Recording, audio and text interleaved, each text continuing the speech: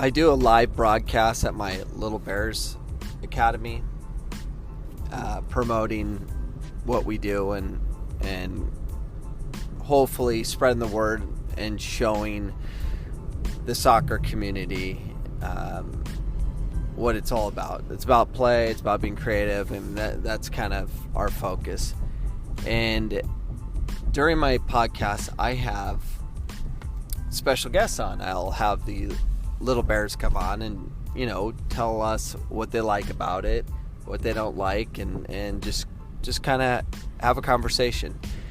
Well, I had a guest on, a 10-year-old girl, Hispanic girl, who is very, very good, and she wanted to be on the podcast, so we put her on the podcast, and we're going back and forth, and I asked her a question. I'm like, who's your favorite player? And her eyes lit up, big smile. She goes, I have a lot of favorite players. And I'm like, okay, name them. And she went on naming, like, men's, women's.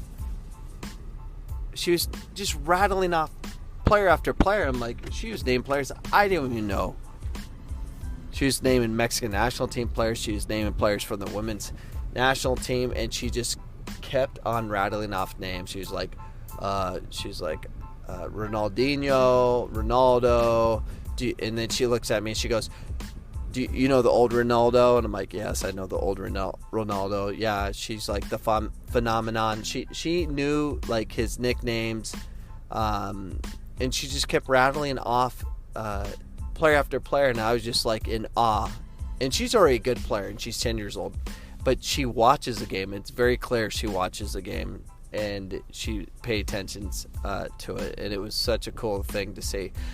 But I was, during the podcast, I'm like, U.S. Soccer, you need to pay attention to this. This is Phoenix, Arizona.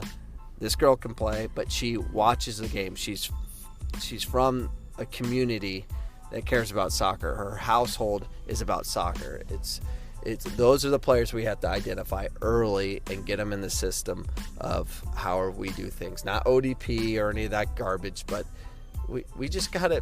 It'd be so nice if I could call U.S. Soccer and say, hey, here's a player, she's 10, pay attention to her, and just track her.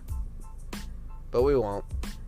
That's how we do things here. You got to be part of some pay-to-play system and be extremely athletic, and it just doesn't work, and it's annoying.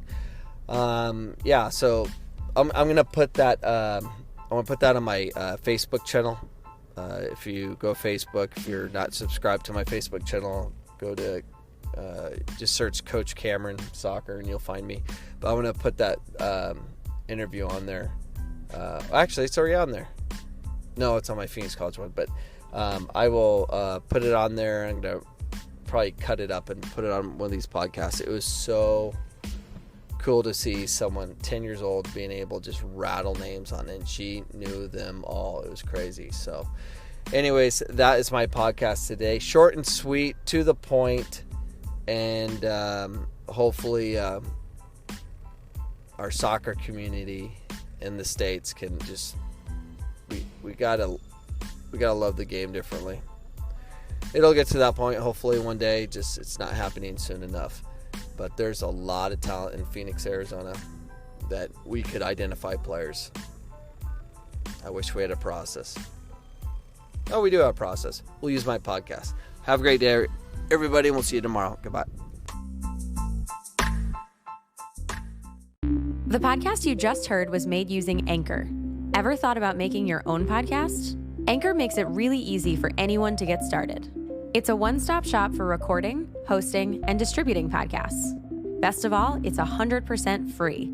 Sign up now at anchor.fm/new. That's anchor.fm/new to get started.